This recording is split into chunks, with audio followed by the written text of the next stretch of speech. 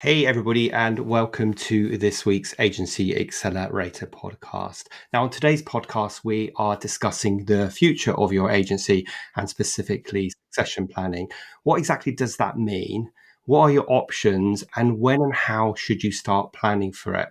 All these questions and more are going to be answered by my guest, Christine Nicolson, who's been helping agencies for over 30 years build a business that's less dependent on them, so ultimately they can execute a succession plan. Accelerate your agency's profitable growth with tools, tips, and value-added interviews with your host, agency owner and coach, Rob DaCosta.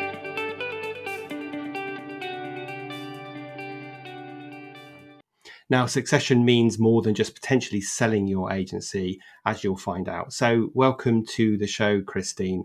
And can you start off by giving us a quick potted history as to what led you to your current role?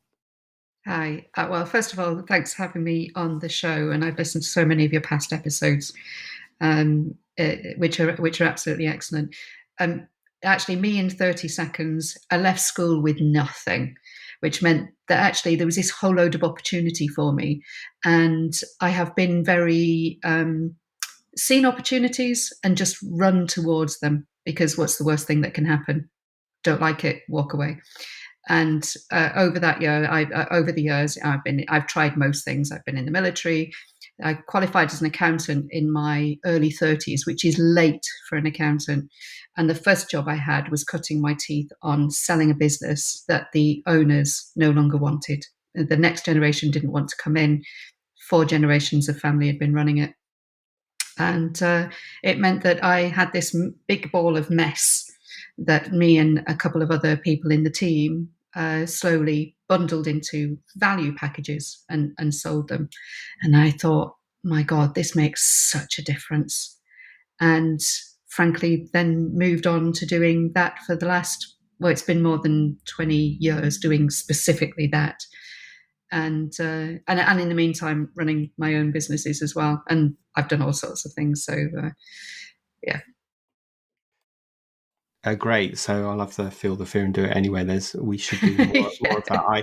I recently climbed, last week I climbed Mount Snowdon. I've just recorded a podcast episode on it. And if there were ever a feel the fear and do it anyway, that was it, because it was much more of a challenge than I thought it would be. Anyway, can we start off by defining what we mean by having a succession plan and what options agency owners have for exiting or transitioning from their business? And maybe give a few pros and cons of each option as well.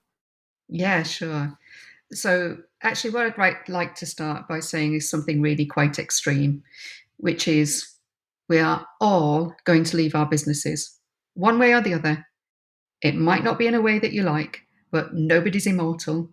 If someone is, I'd like to go into business with you, but nobody is ever going to stay with their business forever. So a good succession plan is one that starts like today, best started yesterday, and even better started the day you started your business. Because at some point you are going to leave your business, and a lot of business owners leave their business when something unexpected happens to them. So I always call them the 4Ds of the business owner apocalypse: death, disease, disability, and divorce. These are things that come and happen to you. You don't necessarily plan for them. And they can literally scythe you off at the knees. And they are the destroyers of business value. So a good succession plan is starting to think about, if I wasn't here, how would my business keep running? Because it really isn't complicated, but it does take a leap of faith, because all of a sudden you're actually going to start having to trust other people to do the things that you do. And, nobody's ever going to do it the same as you. And God forbid, they might even do it better. There's certainly people around who can do it more efficiently. And then you can sit in the role of shareholder, because if you're a business owner, that's what you are. You're a shareholder. And if you own shares in Shell, you wouldn't be going and interfering with their operations. So start thinking about yourself as the shareholder of your business. And now, how can your business run on rails? So So actually, succession planning is literally just thinking about, if I take one key person out of my business, how would I replace that person? How would my business work without that? And invariably, in SMEs, that key decision maker is the business owner. So how can you now start delegating decision making? Yeah, Because if we then move, I'm sorry. No, sorry, I'm interrupting. I'd just say you're singing off the same hymn sheet as me, which is great. Sorry, Kristen, carry on. Yeah. Well, I always say, if you can't take more than a day off, then you need a succession plan. And because you haven't even started unconsciously thinking about it. If you can't take a week off without taking your phone with you, then actually your business is worth a lot less than you might think. And if you can't take a day off, your business is worthless.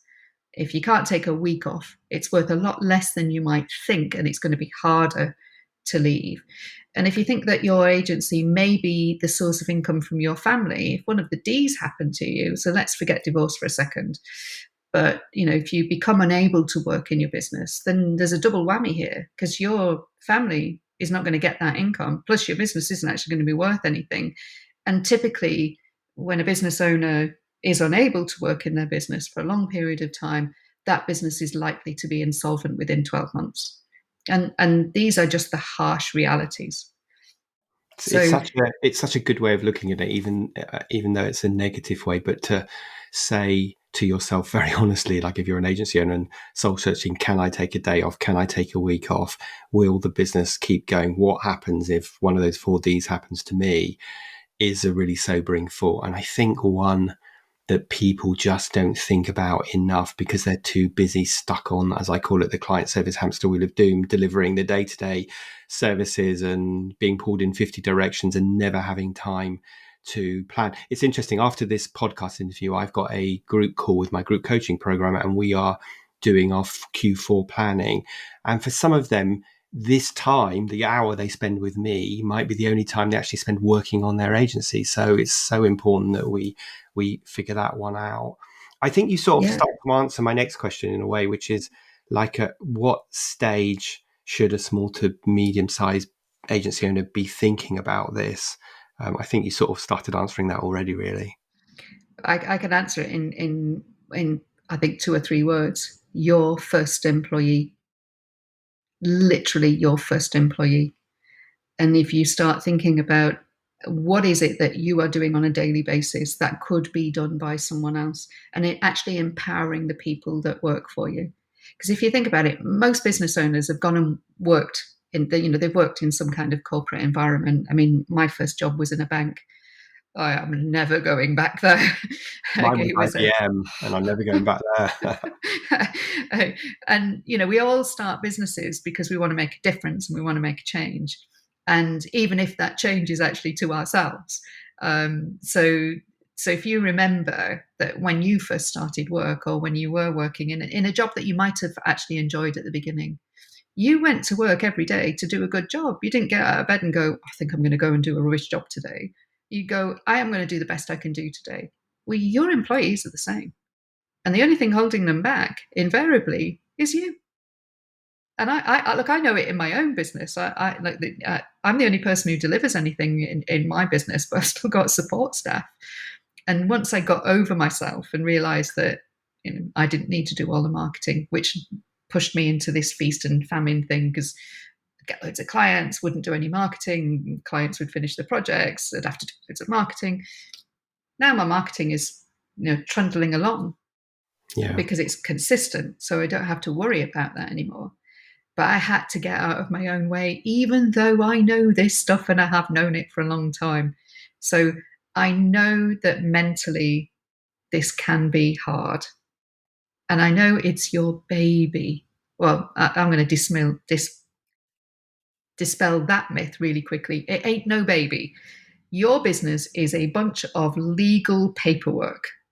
It is not your baby. Your children are your babies. Your business is a mechanism for you to earn some income and maybe make some capital gain on the effort and investment that you've done over the years. And it's also a mechanism for you to employ other people to do all the jobs that you're doing better than you. So can you And give that, us can you give us, so I listen, I completely agree with everything you're saying, and I hope people are being inspired by this. I've been challenging myself recently to get more work off my plate to my team. And it is a mindset thing, because you think, oh no, it's quicker to do it myself, I won't do it as well as me, and all that silly stories we tell ourselves that are just stories, they're not facts. But could you give us some practical steps someone might take to start making this change? What would be the sort of first two or three things they should actually do?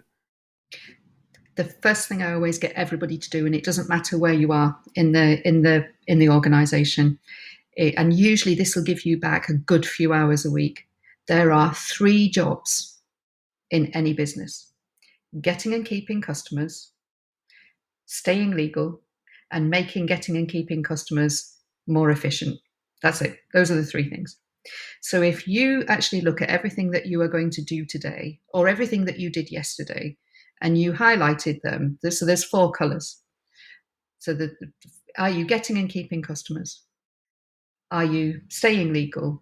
Or are you making that more efficient? And the 4th thing is stuff I need to stop doing right now because it's not adding any value. And usually that stuff I need to stop doing, if you question everything that you do, there is a load of stuff that you will be doing that is because we've always done that. And particularly in your employees will be really good at, you give them this challenge and go, what can we stop doing? And you will be amazed that they'll come up with suggestions of, I keep doing this, but it's like I produce this report and it goes into a black hole. I'll give you an example of how I discovered this. In one of the jobs I did when I was qualifying as an accountant, my job as a junior accountant was to produce the management accounts. So all the numbers were actually produced by what we call grown-up accountants. And then my job was to pull all the information together and put it into a report. And when I first started, that report had over 100 pages. And I used to spend the thing collating the information, putting it in a ring binder, pre-internet days, then putting it in an envelope and then sending it to everyone. And I realized that no one was reading these things. So I started randomly just pulling missing bits out of the report. Because if someone actually observed, I would just say, oops, my bad. I'd get caught once. Anyway, all of a sudden, 6 months go by, and the first person who noticed that this report was missing stuff was the guy in the post room who said, is there something missing in this? Because the postage is cheaper. Like literally nobody else noticed but the post guy, because the postage was cheaper. So Yeah, go figure. and we've all got something like that. It's a good. I often talk to people about their notional hourly rate, and what I mean by that is not what you're selling your clients, but what is an hour of your time worth. And if you're doing tasks that are worth less than that hourly rate, then you shouldn't be doing it. So you then need to think about, how do I delegate it, ditch it, defer it, or automate it? So Yeah. that's Yeah. good. Now let's just sort of move this conversation on. I think a lot of the times when I talk to agencies, and especially in the early years, they've got this aspiration to sell their agency one day. And I often kind of say, hold your horses, because selling might not be the right thing for you to do as part of an succession plan. So could you just kind of, do you see that as well? And what advice would you give about the options that someone has when it comes to that ultimate utopian day when they start working in their business every day? Well, one of the things is stopping working in your business is very different from selling it, because you can actually, if you have a self-managed business, you can be the shareholder. And actually, and if your ego really wants you to be involved, you can become the chairman, and mentor and guide the people who are actually running your business. And one of my clients has just done that recently, and he said, I can't believe it. He said, I'm living the dream, because I'm really enjoying my business. So one of the things is getting out of your business on a day-to-day is very different from selling it. Getting out of your business on a day-to-day makes it easier to sell, makes it easier to not sell, but actual the sale process is easier if you're not in the weeds. And then of the selling it, actually getting the capital value of your business out of the business into your pocket. There are literally 100 ways to skin that cat. It's and as an agency, one of the things that is one of the options that's truly uniquely available to you is an employee ownership trust, because employee ownership trusts work really well when your business is really dependent on people and services. And the great thing for the business owner is there's massive tax benefits. Now, tax is not the reason. So if you think about it, tax would be the tail and your business would be the dog. We don't want the tax tail wagging the dog. We want the dog wagging the tax tail. But it's a really good option for particularly smaller agencies that may not be attractive because they don't have the volume. They may not be attractive as an acquisition. But again, you can only do an EOT if you have got a succession plan in place, because ultimately the ownership is going to be held in trust for the employees, and then the trust then pays you the value of those shares, and it is 100% tax free, no income tax, no capital gains tax, very, very attractive. But that's one extreme. Every method of exiting your business requires a succession plan. You literally, the better your succession plan, the more ingrained it is in the culture of your business, the more your business is going to be worth, the more attractive it is going to be for any potential buyer, whether it's a trade buyer looking to merge your business into theirs, or whether it's something like an investment buyer. So either VC, which is venture capital, private equity. But again, both of those will really only look at kind of bigger agencies, or your agency if it fills a gap in their portfolio. But one of the key things that I really want to get across to people is there are 3 reasons why somebody acquires a business. They're acquiring customers. So you've got the customer base that they want to get into. They're buying capacity, i.e. they do what you do, and they know that the fastest way to grow their business is just to buy your business, because now you've got the economies of scale. So there's customers, capacity, and then there's capability. So it could be another business that wants your capability, your specialism, your ability to do things, and they don't have that in-house. And rather than build it from scratch, they're actually going to take you and just literally slot you into their business. So when you start thinking about, just to interject there, just to say my personal experience of this is when I sold my agency, it was the capability, the reason why we got acquired, because we got bought by a large US agency that didn't have the marketing skills that our agency has. So they kind of dismantled our brand immediately, but plugged in that capability into their business. So that definitely hit the third of those 3 reasons why someone buys a business. And I think it's if you're actively looking for a buyer, you need to be thinking along those 3 lines. I mean, somebody may actually just go, I've always wanted to run an agency, don't want to build one from scratch. They'll take you as the business owner out and transplant themselves in. Happens. It's not as common as you might think. And usually when that happens, they've never run an agency themselves before. They've maybe worked in an agency, possibly even in a senior position, but they've never been a shareholder before. And that is likely to result in you having to stick around for a bit. And the better your succession plan and the less you have to work in your business, the quicker you are going to get your money and be free when you sell your business. Because I can't express this enough either. There is nothing more miserable than going back to being an employee. It is an exercise in torture.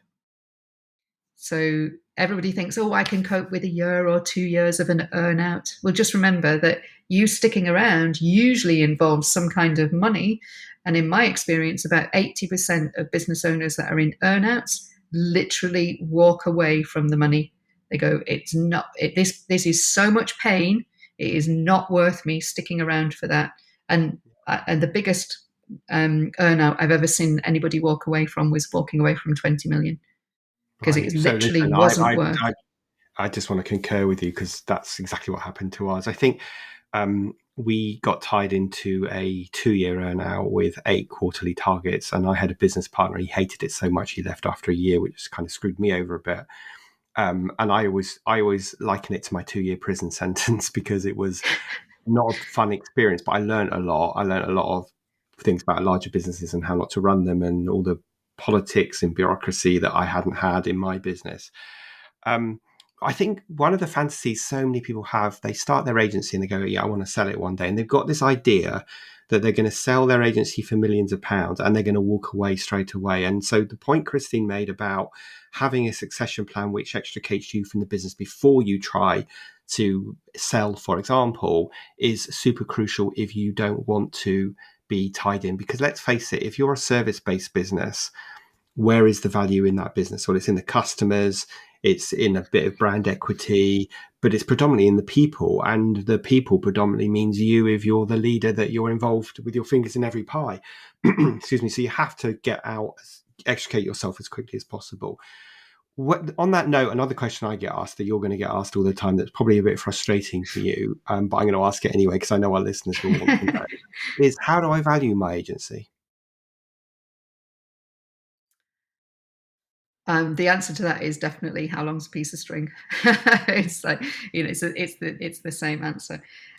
Although there are some key things. So your buyer will value your agency in their method, and you can get a ballpark figure by looking at if you've got recurring revenue, automatically that will give you a bit of a lift in your valuation. So if you've got regular contracts, so the length of your contracts and the revenue that's coming in, it will stipulate the kind of level of the valuation method that you can use, because there's literally hundreds of valuation methods. Now, I do a lot of valuations, and I do them on the basis of I use a tool that uses AI that actually looks at the whole industry, whichever industry sector you're in. Mostly, valuation is based on EBIT or EBITDA, which is earnings before interest, tax, depreciation, and amortization. And actually, what that's really doing is roughly translated as how much cash do I produce?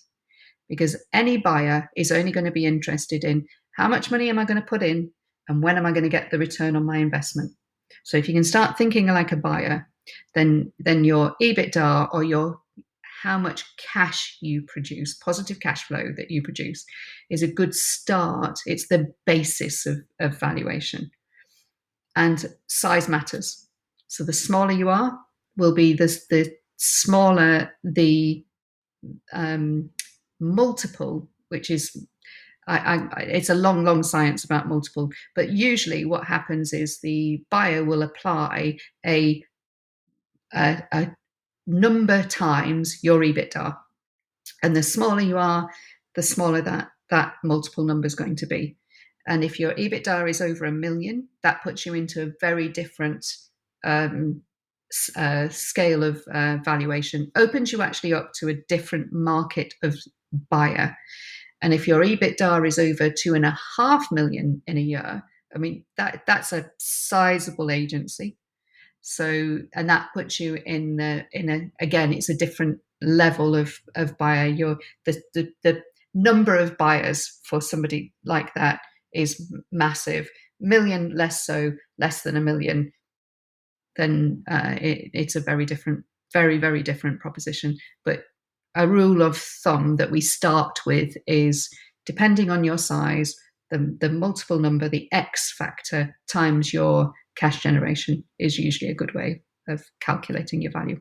Yeah, it's interesting, isn't it? Because accountants often give very one-dimensional numbers like 1 times revenue or 5 times profit or whatever, but of course it's going to vary. And without kind of banging the drum, if you've got a good succession plan in place that you've been executing for a while before you come to this sale, then that multiple is going to be higher, because you would have focused on putting scalable systems and processes in. You'll have focused on putting the right team in place. You'll have focused on shoring up your customer base. You'll have focused on profit. You'll have focused on extricating yourself from the day to day. And all of those things collectively will add to that scaling, that X factor number when you come to sell. So if you like I say, I think a lot of people have this fantasy of, building a business for a few years, someone coming out of thin air approaching them to buy them for millions of pounds and giving them the cash and walking away. And of course it almost never, if not never, actually happens. And I guess one question I would always ask people, if they say to me, especially in the early days of their agency, if they said to me, "Oh, Rob, my goal is to sell my business one day," I would always ask them why. Yes. Get Yeah. them I don't think they thought about why. I think there's a bit of ego attached to this, isn't there? It's like, I'm building this thing that's mine, and someone's going to stroke my ego by saying they're going to offer me a load of money for it. So sometimes if we can explore the reason why, that might actually change the plans. Have you got any other tips or mistakes that you see people making when it comes to putting their succession plan and then looking for a buyer or looking to step away from the day-to-day? I think the big mistake is people making unrealistic valuation, having unrealistic valuation ideas about their business. So if you want to get it valued, do go and get it valued. There's lots of people out there. Don't pay thousands of pounds. It shouldn't be. It should be a relatively cheap, quick, and easy way to get it done. And then ultimately, it's all about getting the right people doing the right things at the right time for the right reason, following your goals. So, for the right goals. So, if you haven't articulated the goals and they don't know what the reason is, and they don't know the impact of what they do on someone else, and it's not transparent, you may not have the right people. You might have the people that you started with and they've been loyal, so you're being loyal to them. I'm a big fan of loyalty, don't get me wrong, but sometimes you got to let people cut loose so that they can go and, if they're a startup guy, cut them loose to go and do another startup, because the things that got you from startup to here are not the people necessarily that will get you to where you want to go.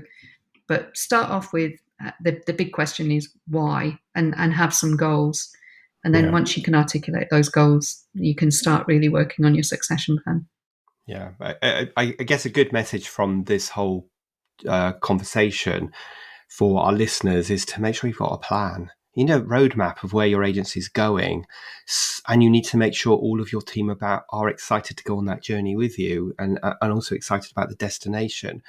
So that's one thing we need. Otherwise, what happens is the world happens to us and we get pulled in 50 directions depending on kind of things that happen. And that leads to stress because you feel like you're out of control. So have a plan for your agency, and then ultimately have a succession plan as well that's sort of aligned or part of that plan, so that you are focusing very early on about how can I be less involved. I think the other thing is to acknowledge, Christine, is that entrepreneurs who start a business will get bored if they're doing the same thing they were doing on day one in year 5. Yeah. And so that's another good reason for changing your role. And, I've run a workshop that was called "Are You the CEO of Your Agency?" And it looked at 5 or 6 different roles that people play in an agency, from the CEO and the chairman and the non-exec, right the way down to, the underpaid employee. And, agency owners end up playing all those roles, and more often than not, the lower level roles. So we want to really be moving our role up. Could go on talking about this for ages. I know there's loads of good nuggets in this, but I'm conscious of time. So let me ask you the question that I ask everybody. If you could go back in time and give your younger self, just starting out in business, one piece of advice, what would it be? Don't stop believing, because you've got this. And that's very succinct. And if you said that to your younger self, would your younger self listen to you? Yeah, and probably not. It's imposter syndrome was a big challenge for me, for still is actually, but it was a people like me with no qualifications don't do things like this, is what I used to tell myself. And then I'd have a bit of success, and my first business skyrocketed, and I didn't know that wasn't normal. So it was great until I realized that that wasn't normal. And then the doubts started setting in. So, but yeah, it's, you can do it, and anybody can do anything that they set their mind to. Set a goal, and then think, what needs to happen for me to step towards that goal? You take one step at a time. Don't stop believing. Just keep doing Yeah. it. Great advice. That's what I kept telling myself climbing Snowdon, is put one foot in front of the other and then you get to the top of the mountain. Great advice, and one that we should all acknowledge. And I've recorded some podcasts on imposter syndrome before, because let's face it, we all have it, and it's much more about how we deal with that relationship with that voice than it is trying to say, oh, no, I don't suffer from it, because I think even the most successful people in the world suffer from it. They just have a healthy relationship with it. Now, if people wanted to find out more about you, Christine, or reach out to you, where would they go? So, if you want to find out how exit ready you are, how your succession plan is, then I have a quiz at getexitready.co.uk. And anybody can go and do that. It's completely free, and you get a little report afterwards. My website is actually, I'm just opening a new website, which is christinenicolson.co.uk, and you can find my book Sell It, which is all the steps about selling, including succession planning, and you can find that on Amazon. Just look up Sell It and my name, and you'll see my other books there as well. Great. I'll put a link in the show notes to all three of those, and encourage everybody to go and take that quiz, because you get a better sense of where you're at, I guess. Listen, thank you so much for your time today. Really useful. I've written down loads of notes of nuggets that I've got from this, so I know our listeners will as well. And thank you so much for giving up your time and sharing your wisdom with our listeners. Thank you so much for having me as a guest. You've been a wonderful host.